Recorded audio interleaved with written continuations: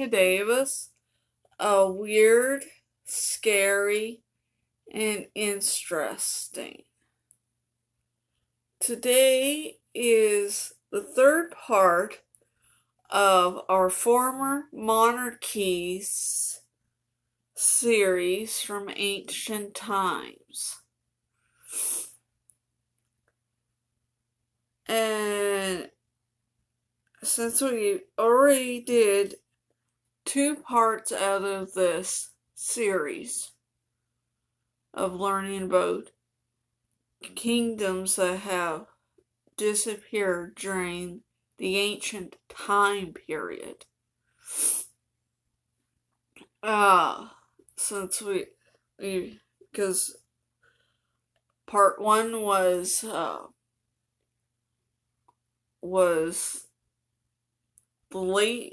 the early Bronze Age, and number two was the Middle Bronze Age.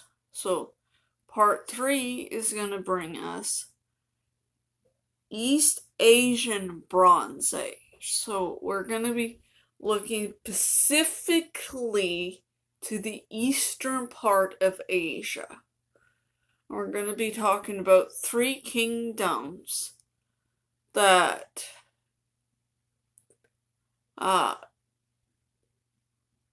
were in that area, like two kingdoms that were in the northern part of China, and one kingdom that was in the north of Korea, which is now North Korea. So the first one kind of sits in a little bit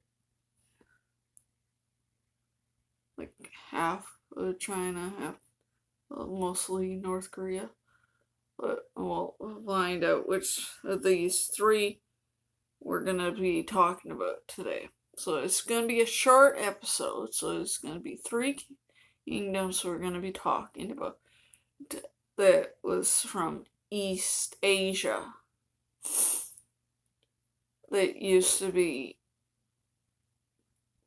at one time solely their own kingdoms at one time before something stopped them from being a kingdom anymore. I'm pretty excited of this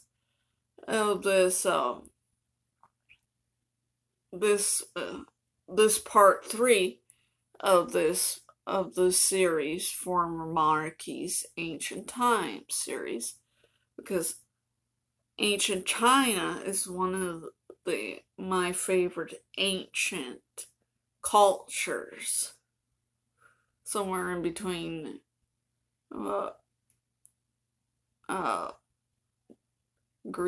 ancient Greece and ancient Egypt. Ancient China fascinates. And we'll learn a little bit about what caused them and what time would cause them to stop existing, and who ruled it, and what part of Korea and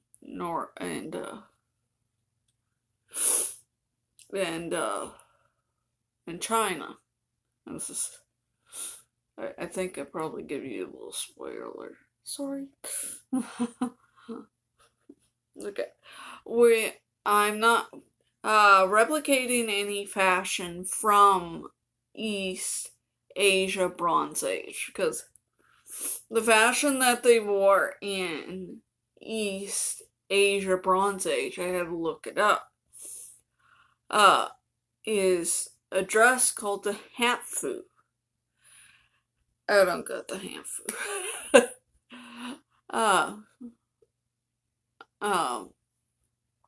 It's more a traditional dress that they wore in this time frame. So, I'm mainly wearing colors that were from that era. It was more or less, if you look it up, it's more greens from that era. There's a little bit of blackish brown. There's some reds, rust, and more or less just greens. So everything from my makeup, my eyeshadow is green, to my brooch, to my sweater, and some of my skirt are green. And there's a little blues I'm wearing, and a little red for my lipstick. And eyeshadow count says the black part. Okay. A little greenish blue. I kind of incorporated a little bit in the eyeshadow, green and greenish blue. A little different than the colors I've been wearing through the series. So, okay. Now, we are going to go over what we learned about former monarchies, that way, and ancient times. That way, if people that are just tuning into this series on Weird, Scary, and Interesting, that and they're not sure of the meaning of those two things are, then I'll explain it. Because we have already done 2 parts so far. We're almost done this series. We got 2 more parts left, and then we're done. Then we'll move on to something else.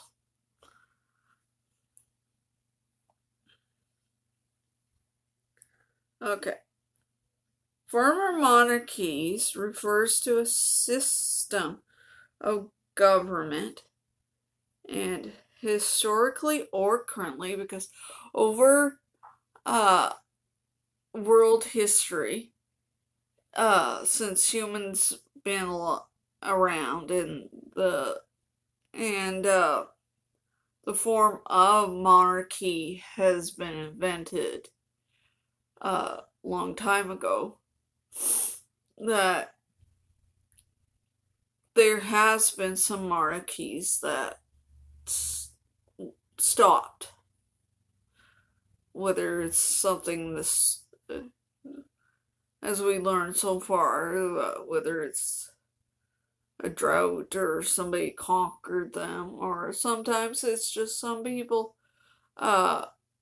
some rulers don't have an heir, whether it's they don't have children of their own, or there's no living relatives to take over ruling. Kind of like we see in China, that the last emperor of China didn't have a child. So the kingdom, the imperial kingdom of China stopped to exist. Or some, if you've seen like in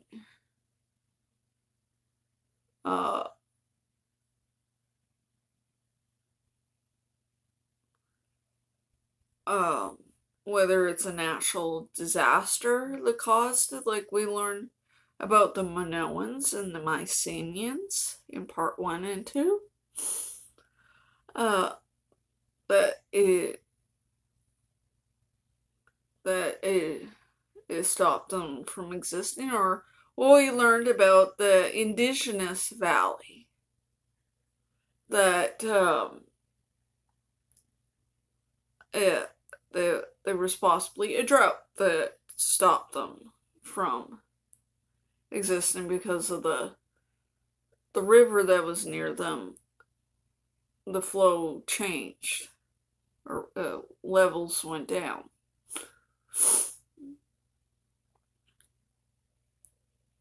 Okay.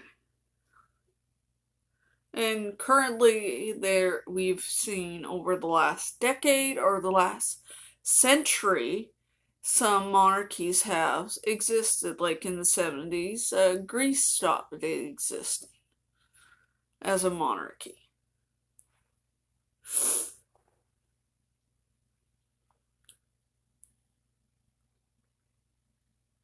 But then there's some monarchies that have had a comeback.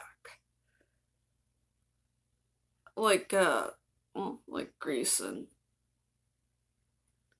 uh and France, but that's not a really good uh um um example, because Greece and France don't have their monarchy anymore. So more example would be Spain and England. Uh they After Oliver Cromwell uh stopped being the Lord Protector, and I think somewhere after his son stopped being the Lord Protector, they brought back Charles II. In Spain, after their dictator died, the monarchy came back. Because technically the dictator's heir was Juan Carlos. So after the dictator died, Juan Carlos became king and brought the monarchy back.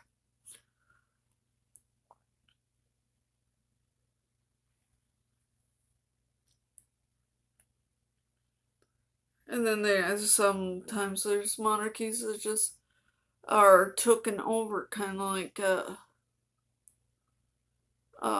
we're gonna learn in later series what happened to the Korean monarchy, that it got annexed by Japan when I think it was the early 1900s. So there's always different reasons why monarchies end. And we're a monarch. Okay, like a king and queen in this case, since we're talking about East Asia, Bronze Age monarchies, they at that time would have had kings. This is way before the establishment we would have seen in Korea and China having emperors or empresses, because if you look it up, there has been some women that ruled on their own right. Because there's one Chinese empress, that worked her way from being a concubine to being an empress that ruled in her own right.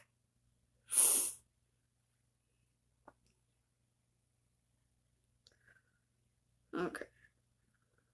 And kings and queens are, as I said in part 2, there's different countries that have uh, kingdoms that have different titles for their monarchies, for their rulers. Like, there's some places, like, as we're gonna learn, that there was kings and queens. Some places, like in Iran, had a shah. Some places have chiefs. Uh, there's chieftains. And the different titles uh, for different rulers that were ruled former monarchies all over the world, and there's still some monarchies that are still today, like Thailand, and it still has theirs, and their monarch is the king. So kings. So in this scenario, we're just going to be talking. In this time frame, we're going to just be talking about kings. Kings or queens, but mainly kings. So mainly, a king is the male equivalent to a queen. Okay. And they ruled, but have been abolished. Like we have seen over time that these monarchies have been abolished. So if they weren't, they would be still around today. Or replaced by other forms of government, such as republics. Like there's, as I say in part 2, there is two different types of republics. There's like we see in China and North Korea is communist, and South Korea would be a democratic republic, kind of like a constitutional. You have, yeah, where you go and vote. So South and North Korea are two polar opposites.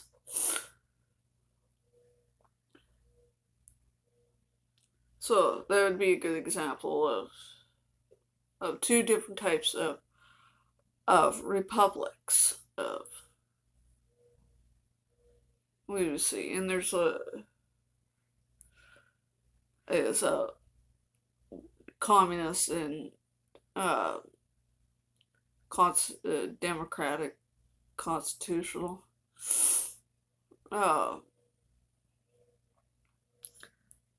And South Korea has been like that since the North Korean War. No, since the Korean War. Since North and South split in the Korean War. So,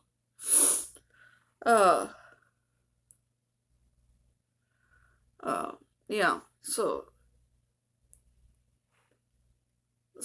yeah. So republics are kind of okay and kind of not. It depends on what kind of republic the country is. Because a communist republic is a person forcing you to go by what they think is fit for you to, like, more imagine law is 10 times stricter than in a constitutional or democratic republic. That would be a good example. So, okay. Ancient times now we'll go over ancient times. Ancient times refers to a period in history that spans from the earliest known civilizations. So, we have to go all the way back into history to learn about kingdoms way back in history, so we can come to modern time to learn kingdoms that disappeared in modern time. So, to roughly the fall of the Western Roman Empire in AD 476. So that's like way back in history. Further than what the year we live in.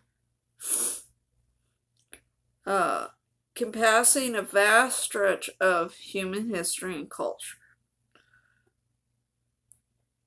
So yeah, over human history, there's been a lot of changes over human history as humans have evolved from being hunters and gatherers to farmers to eventually, I think I read once, it took one guy that founded the whole monarchy system, and every other person went on the rant, jumped on the marquee bandwagon and goes, yeah, I want to try that. Uh,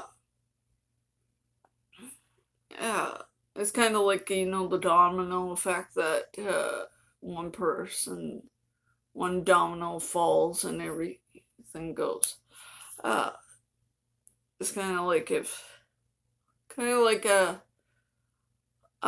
how like YouTube creators or people on social media uh kind of they influence people. So it would be this one guy way back in history would influence other people to start their own monarchies in their own kingdoms. And now since we're going all the way back into history, that'd be the time frame when the countries we know today were made up to different smaller kingdoms. Like we see in England, there is West Sussex, Northumbria, and different ones like the same in Korea and China. They were made up to different little smaller kingdoms. Still, it took one single solitary guy to merge them all together, and he got the name as the first, would be at the time probably the first emperor of China and Korea. We're talking about way before what these two countries are today.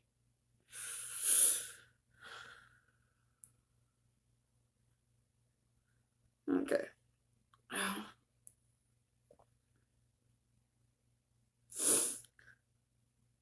Okay.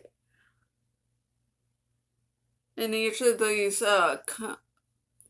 kingdoms we're going to be talking about had very fascinating cultures of their own, like traditions and what they did back then. In this time period, you would see a lot of changes come and pass. Okay. East Asian Bronze Age is the third episode in the former Monarchies Ancient Times series. So, a reminder, the former Monarchies Ancient Times series is series 1 out of a lot of series we're going to see on this channel. Weird, scary, and interesting. I love monarchies, because I've said before, I am descended of European monarchies, like Alfred the Great and Charlemagne and all that. I'm fascinated of different monarchies that are all over the world, because they have their own ways of ruling, and they did in their own traditional fashions that they had back then.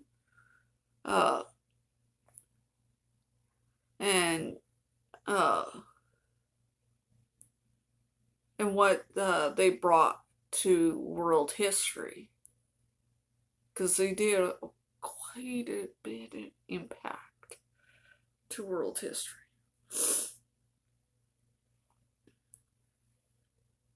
So, okay. Former monarchies from ancient times, part 3. East Asian Bronze Age. We will learn all about the East Asian Bronze Age era and the 3 monarchies that fell in this time frame. We'll find out whether they became another kingdom's territory, or they just disappeared of different reasons. Okay.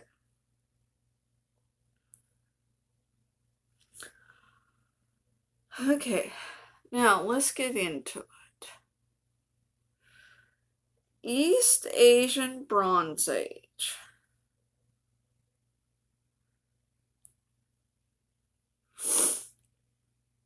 East Asian Bronze Age was a period in East Asian history, particularly in China, where bronze and metal alloy of copper and tin was widely used to create tools.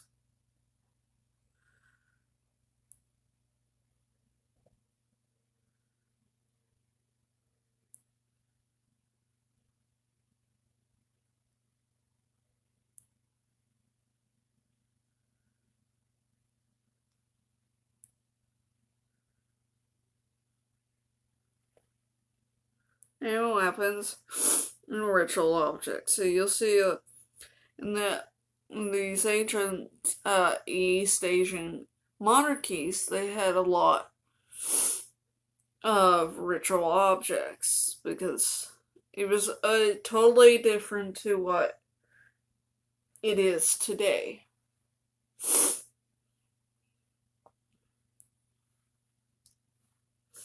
Because they practiced different religions back then, and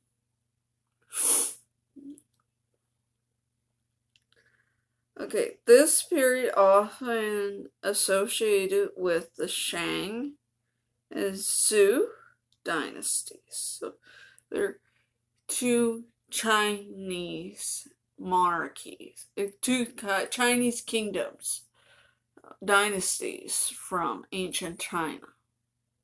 And as I say, I love ancient China. I should know these 2 dynasties. And marked a significant shift from the use of stone tools. So no more pounding against the stone tools again. And marked the beginning of organized metal working.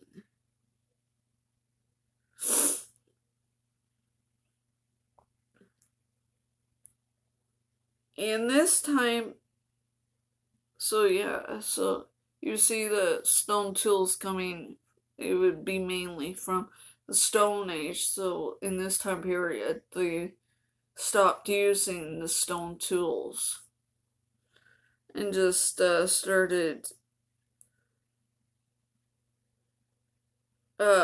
using organized metalworking.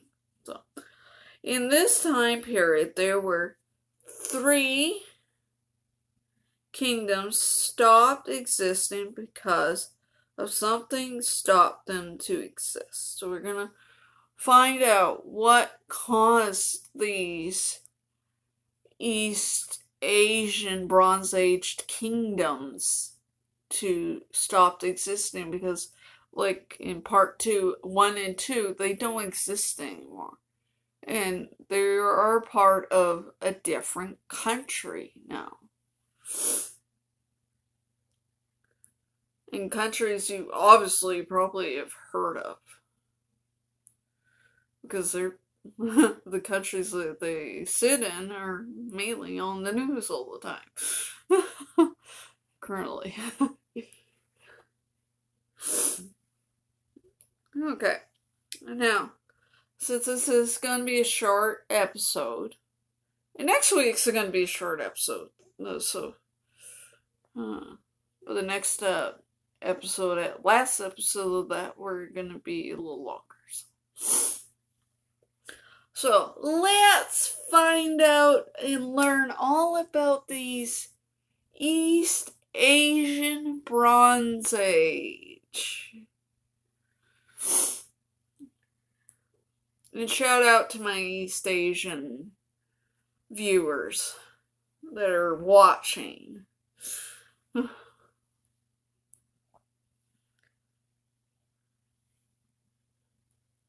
Okay. Number 1 is Gojo Sun Kingdom. Gojo Sun Kingdom was a Korean kingdom in Northern Korea Peninsula.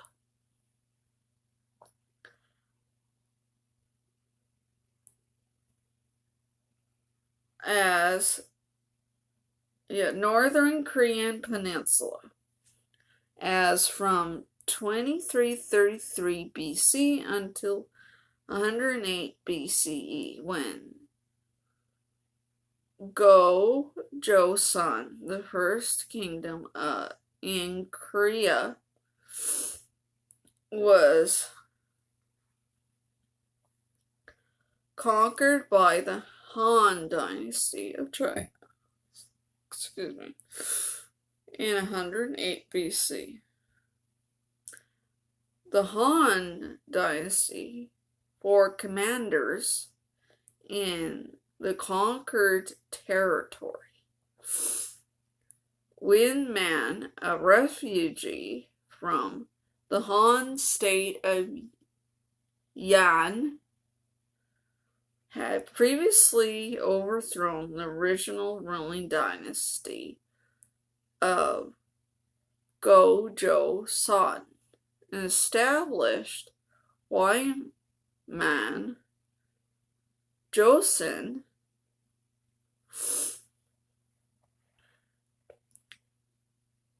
He's probably the guy that founded the last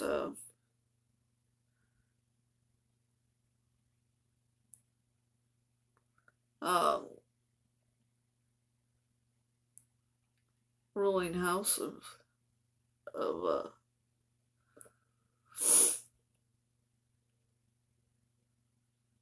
Korea. I could be right, it could be wrong. Okay, anyways, let's continue on.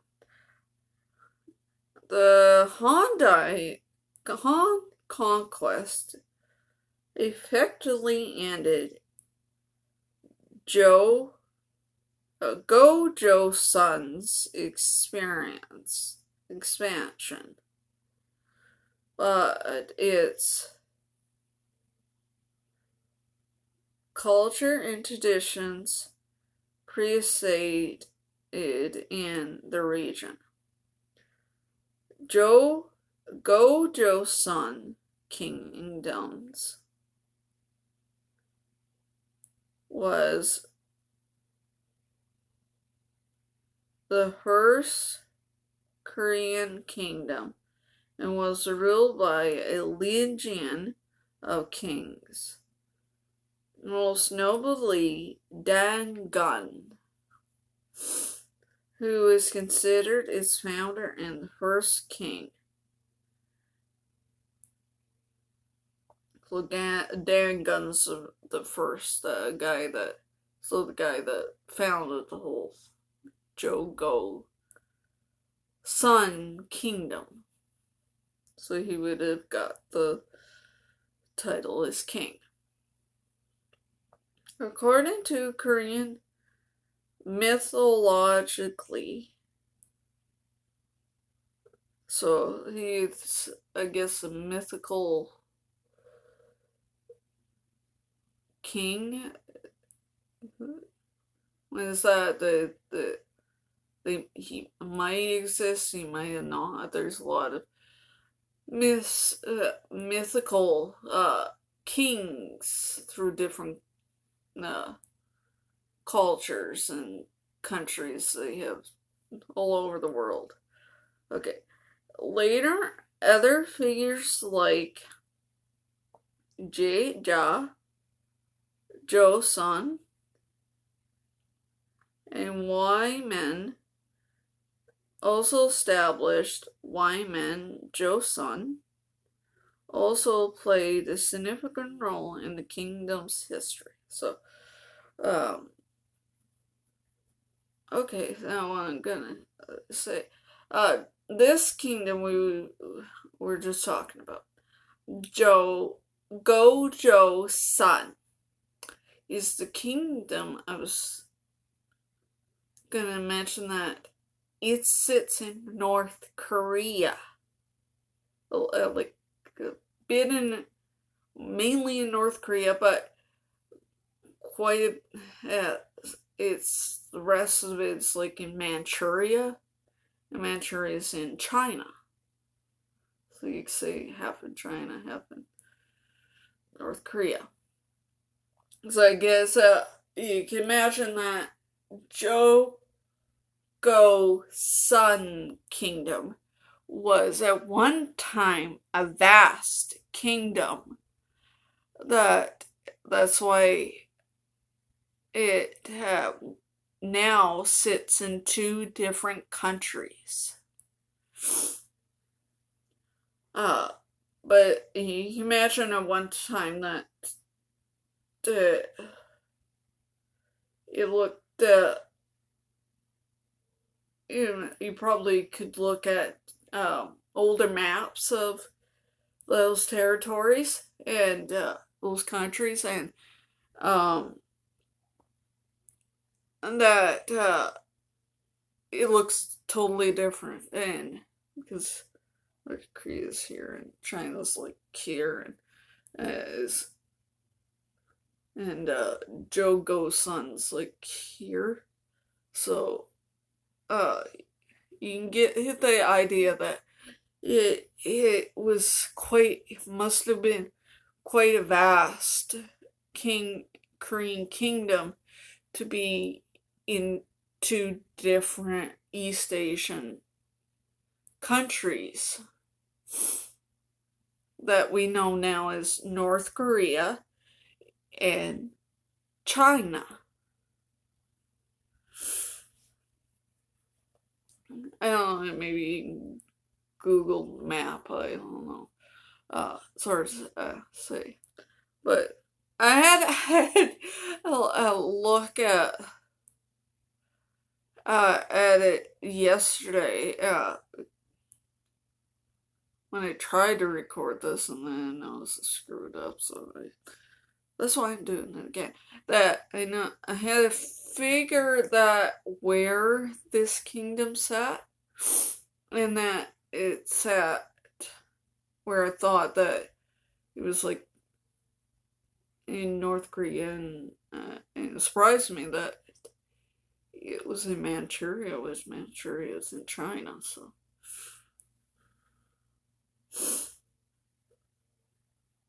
Yeah, it didn't dawn on me that Gojo Sun must have been a vast kingdom at one time. Way back in world history, where like way back in ancient times. Yeah, that surprised that it does help to look up things too if you have a figure that something could have been somewhere, and if you're not sure, yeah. So I was totally right. I thought to tell you that what I thought that where Gojo Sun Kingdom was. sad and where it is today. Yeah, don't go, yeah. So, there you go. I thought to just let you know.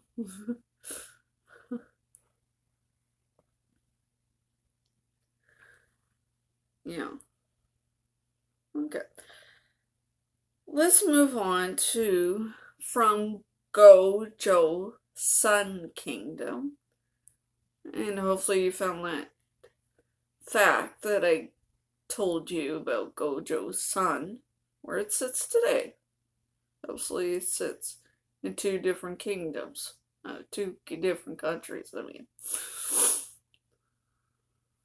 I don't know why my brain's a little scatterbrained today. Okay.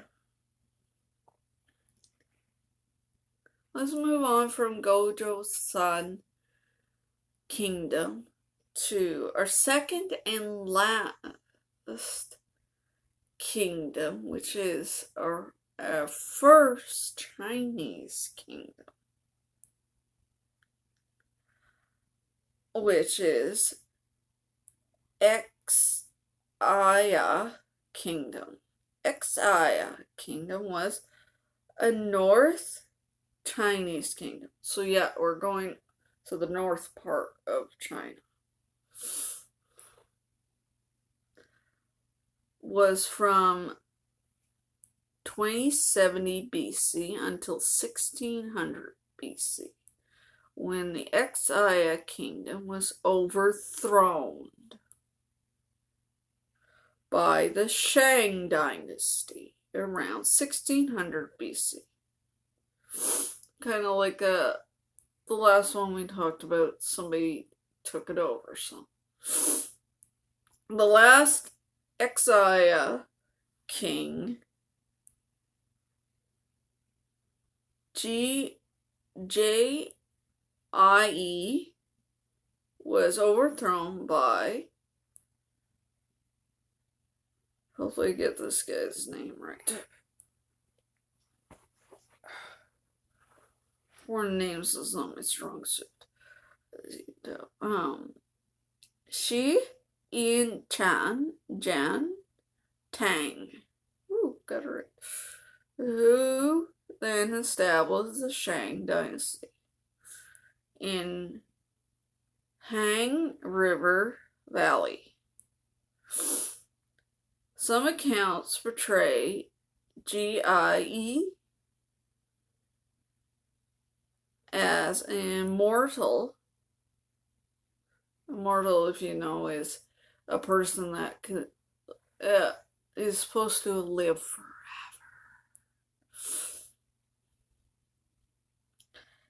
And a tyrant ruler. Ooh. This guy's a troublemaker. And justified the Shang conquest.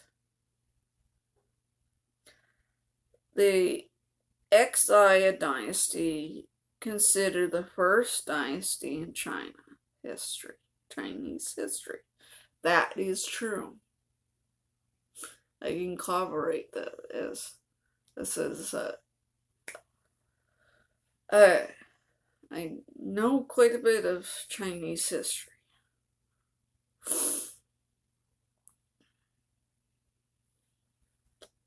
Ever since I was a teenager, I learned all about the ancient China.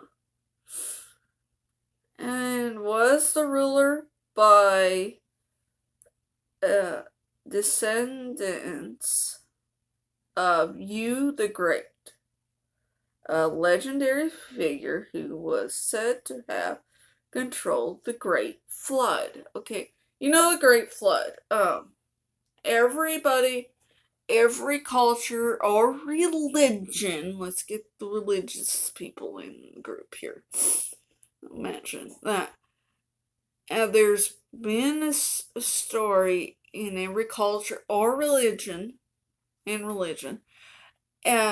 told about this great flood.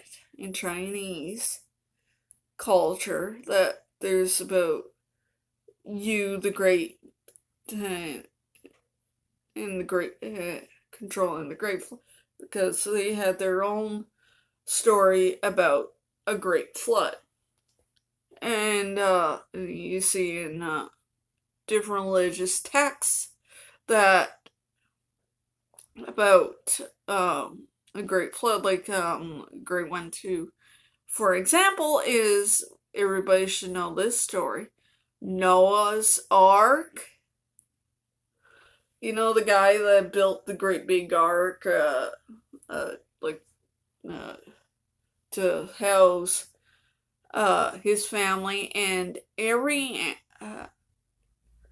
uh, animal that it had to be two of the same species, but it had to be a male and female. And we don't need to go from the whole explain why that is mainly, uh, I guess, the Christian gods or God, or got the idea that if you have male and female, that you would have to have a chance to be able to repopulate. And so every two species of two species, a male and female of every two species, like a giraffe, a zebra, a lion, house cat, walrus, or whatever. Yeah. But if you look at every culture, every religion has a story of the Great Flood. Even as we call them in Canada here, First Nations, or in the United States, it's Native Americans. They have each tribe has their own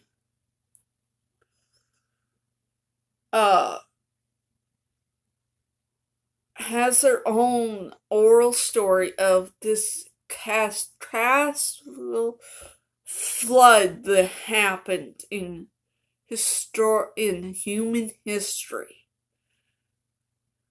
Whether it that more or less that the world was wiped clean and started all over again. It's like, you know how you wipe the chalkboard clean, or the whiteboard, or whatever board you wipe clean.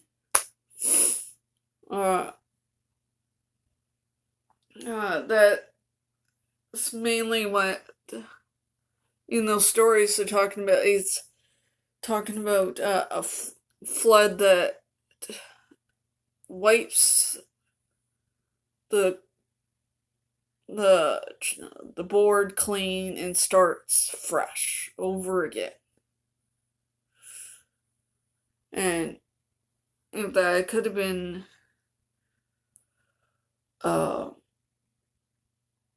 don't get me wrong, I don't want comments. No, you don't know. I wasn't there. I wasn't alive to know. But it's just oral stories passed through history. Through cultures have their own oral stories that of this catastrophe flood that happened. And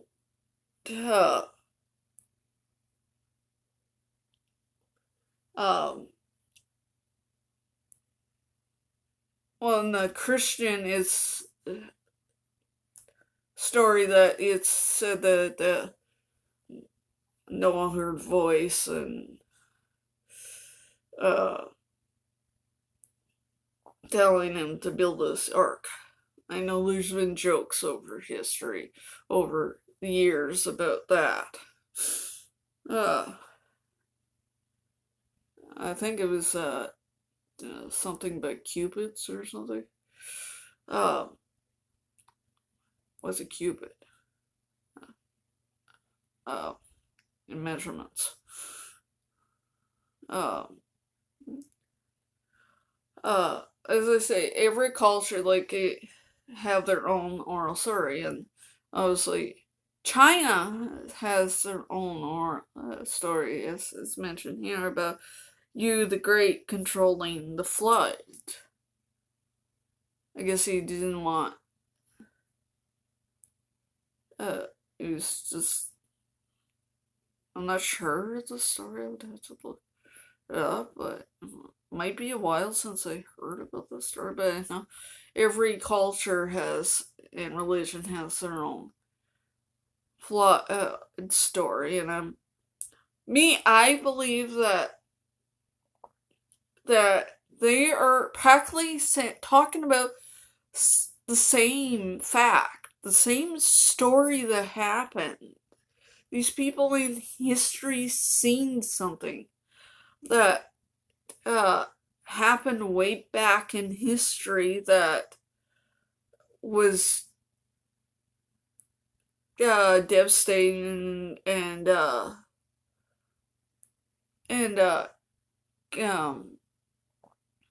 terrible.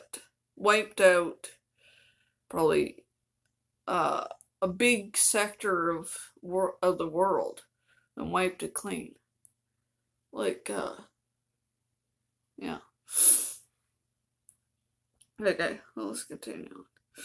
I just wanted to put there that there's been everywhere in the world there's different cultures talking and religions talking about the same thing that happened. This great flood that wiped a good sector of the world clean to start fresh all over again. You the Great, who also became the first ruler of the dynasty, so the guy that controlled the flood was the first ruler of this dynasty, so he kicked that dynasty off. And ruled for 45 years. Probably a good length for that time frame. Not as long as probably the last English monarch we just seen. But probably good. 45 years is probably a good stretch for that time. Probably did a lot of impact in Chinese history for that time. And then passed the throne to his son, Qi, establishing the practice of dynastic succession. That means, okay, and that means passed down to father to son. But if there wasn't a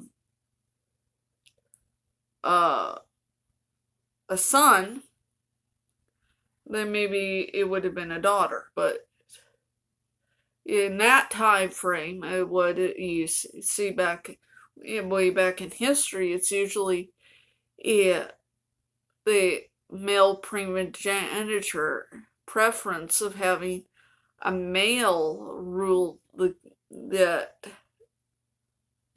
kingdom. Not trying because they had the idea of that males can rule better than women. Absolutely, women can rule as good as men.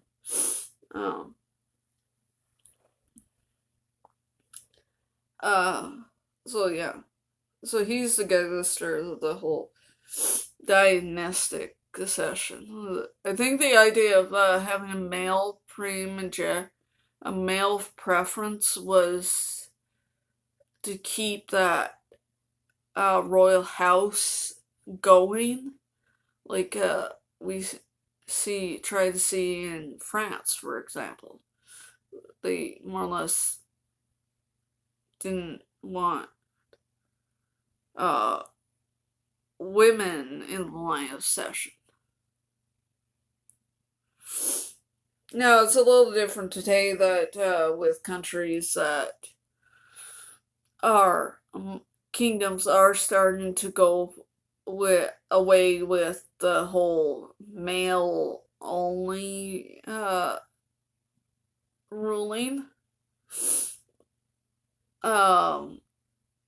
That having, instead of having their oldest daughter, the firstborn, being leapfrogged in line of their youngest brother. That is more or less, it didn't matter what gender you, whether you're a boy or a girl, you could rule any, either one could rule. It would be a little different way back in history that it was more, they were wanting the guys to rule. Like, for example, look at,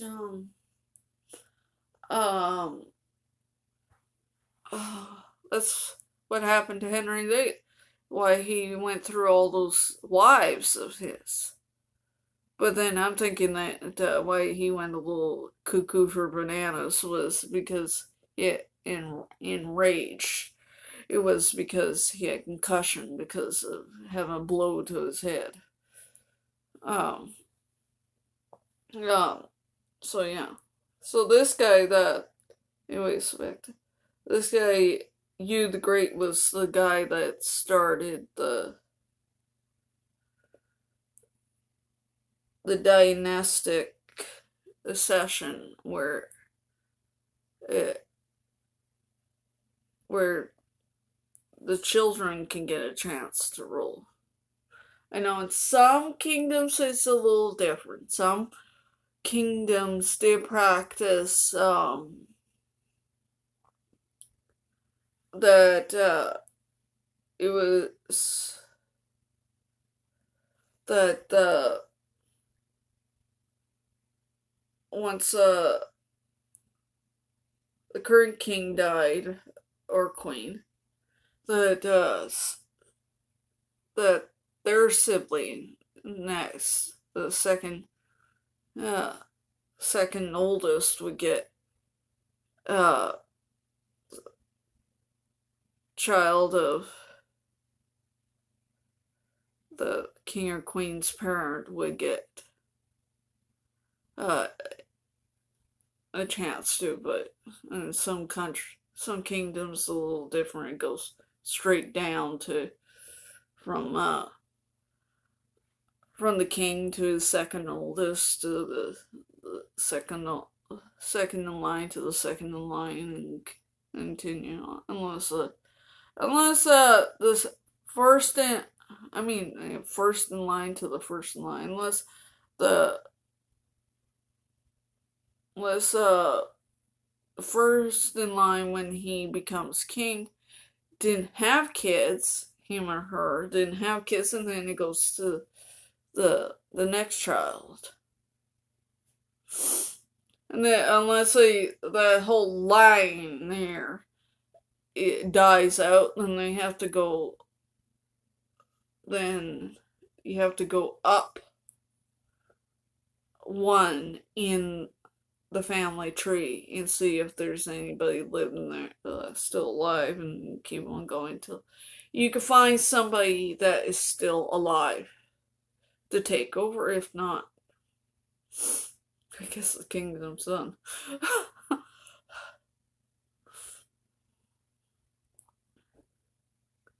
Unless if it's like ancient Egypt, somebody else declares somebody like uh, somebody else, like Billy the Butcher, is the new king. Kind of like we see in ancient Egypt that Alexander the Great, one of the one of his generals, which is the father of Cleopatra the seventh, he became pharaoh. So yeah, so we can uh, anybody you want to thank is you the Great to start off the dynastic accession. And over history, every monarchy's added and changed and tweaked a little bit of the accession laws. Just like Queen Elizabeth II, way before she passed away, before her great grandson, Prince George, was born, she changed the line of accession in England a little bit, so it wouldn't matter if George was a boy or a girl at the time of his birth. That's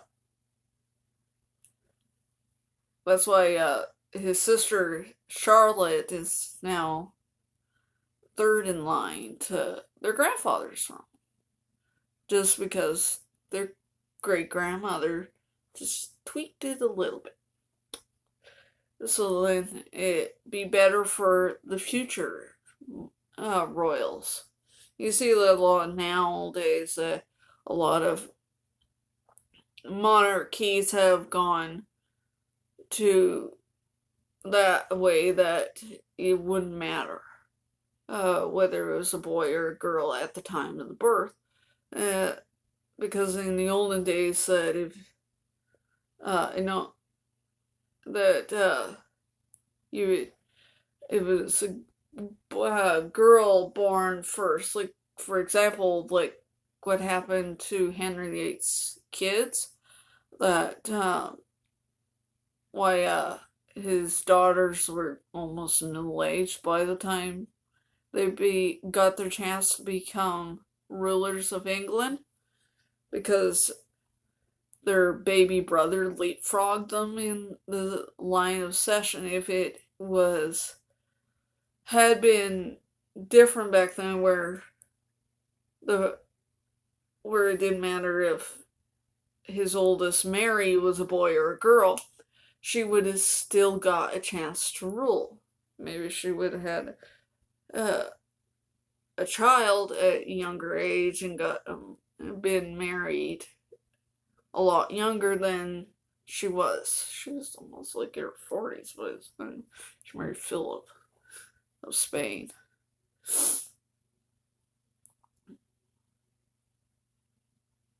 I'm not sure where QI was in the line of succession, but so this is, you see, in this time frame is where the dynastic accession laws started. It was no more like pull a name out of the hat, and that's who's gonna rule. It is. This is where we see that, well, line of succession is starting to get changed, where it goes from the first generation to the next generation to the next generation, and keeps on going through that line.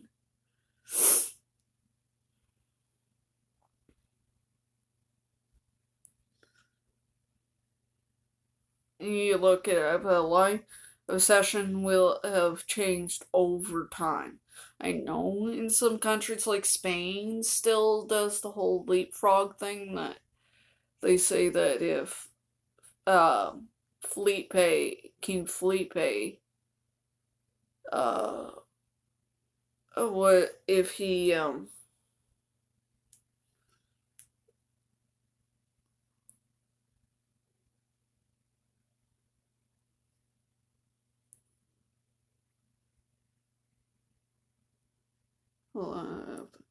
if he had a King Felipe the fourth, no sixth. In English is Philip. For anybody, it's not good on Spanish. Uh, King Philip the fourth, sixth, I mean, or in Spanish, Felipe. Him and his wife had a son. He would leapfrog his big sister, Lenore. Uh, uh, in the line of succession because Spain hasn't changed the law to succession law where that it wouldn't matter what gender you are and time of your birth. You still be first in line. So far, they just have old daughters. I doubt they're gonna be having any more kids anytime too soon. Uh,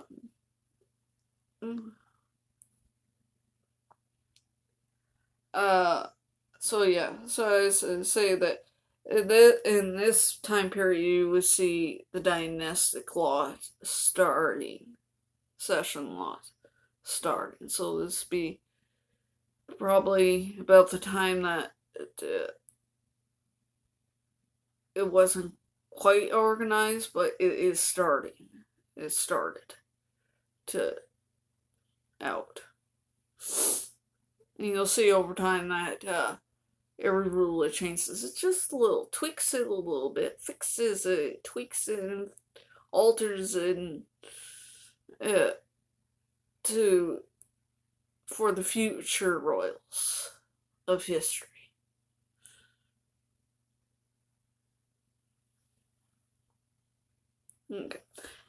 Okay, let's move on from Xia to our final and last East Asian kingdom from the East Asian Bronze Age. I told you this short video. And this one is Shang Kingdom. You know the kingdom we just talked about?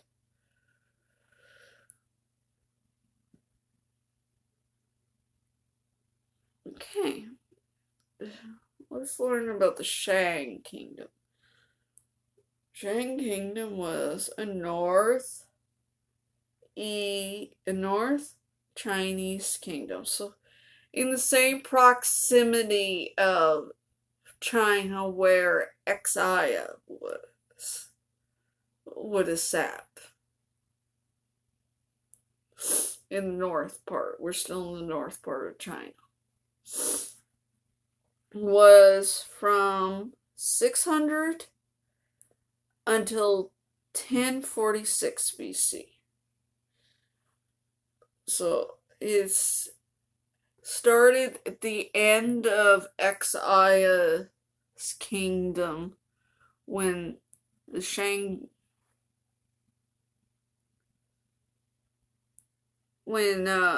the guy that overthroned the Xia kingdom, and this would be the time frame when the Shang kingdom was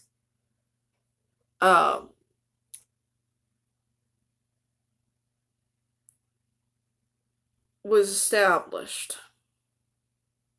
And it ended in 1046. When the Shang kingdom was conquered, the state of Suhu invaded the capital successfully toppled the Shang dynasty. So we're seeing a few Chinese dynasties taking over each other. The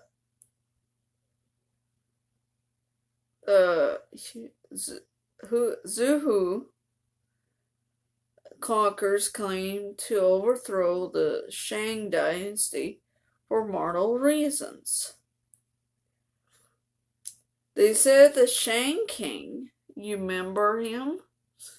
Uh, the he was, yeah.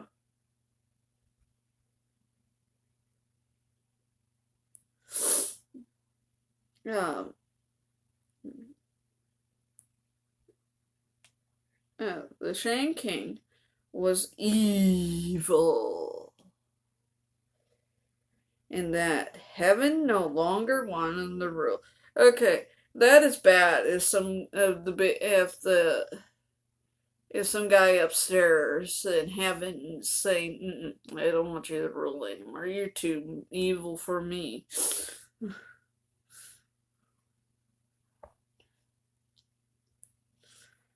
The Shang kingdom was ruled by the line of kings. The dynasty first king was, you should remember this guy, Shi Yin Tang, who overthrew the Xia dynasty. This is the guy they're thinking, dude, you're too evil.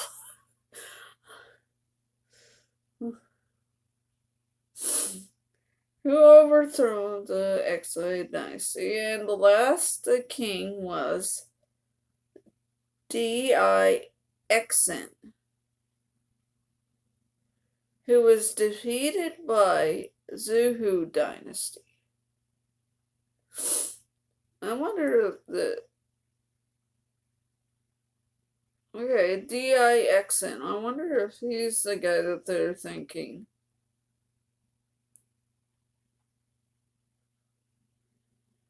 The Zhu dynasty was thinking that he was the one that's too evil.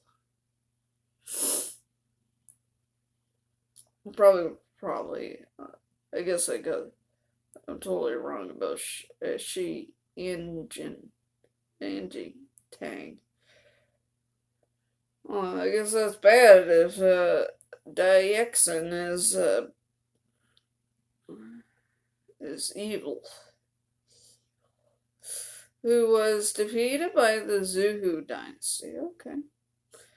The Shang kings ruled over a period of almost 600 years. That's a good time frame. The Shang kingdom was ruling in North China.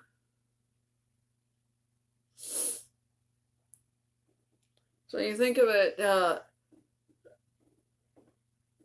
with them picking up Xia,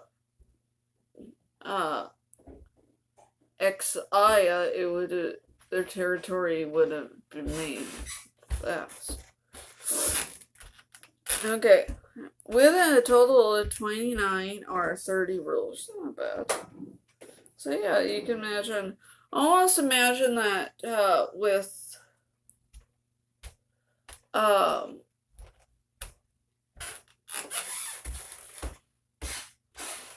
because we got two kingdoms, the Xia kingdom and the Shang kingdom merged to one because the Shang kingdom conquered Xia. And then we have from number one we have Zhou Go's son, as we learned, being conquered by the Han dynasty of China. So, yeah, it was south northern China. And as I told you, that kingdom is the Gojo Sun kingdom is in north where we call North Korea today. So the Han Dynasty kingdom, the Han Dynasty, the kingdom they ruled over, yes, got pretty big. That's what happens when you conquer a place. Your territory grows.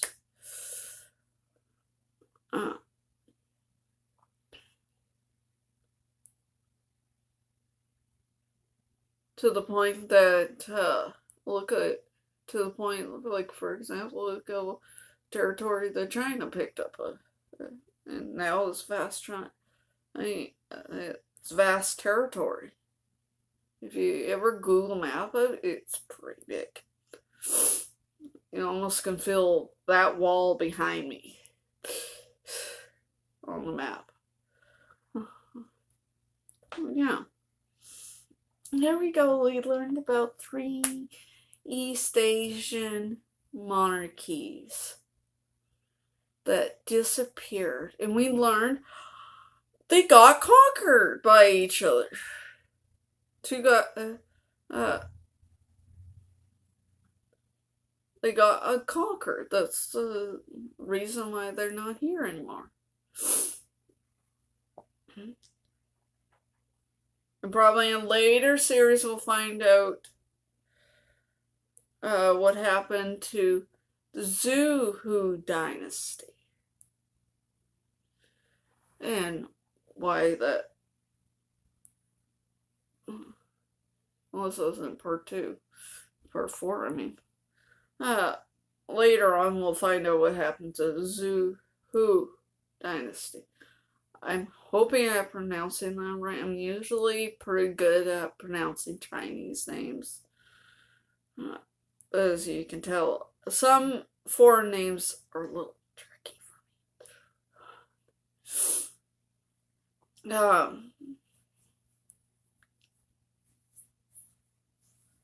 So yeah. So there answers their question. The answer of the day is conquered.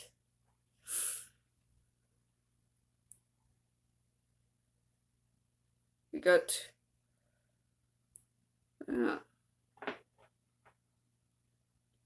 Yeah. So that's there was no flood, no famine, no natural disasters. It was just conquered. Just another kingdom wanting to incorporate another kingdom into their own.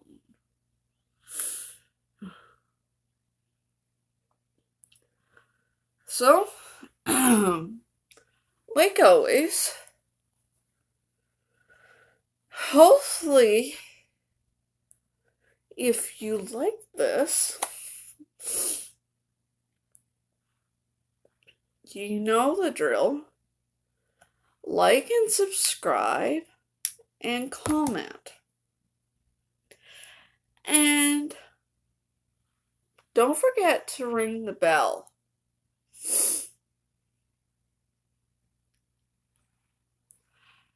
And next week we'll learn about the late Bronze Age. And we'll just learn about, again, 3 monarchies. It'll be another short episode next week. So hopefully you're having a great summer. And tell me if in the comments section what you thought of this, and I know I've been forgetting to tell you guys to be respectful in the comments section. But I shouldn't tell you that. You should be smart enough to know to be respectful.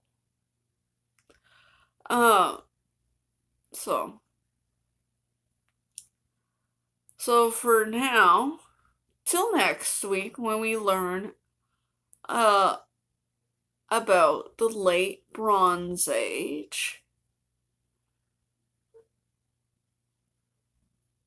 I will say goodbye. Goodbye.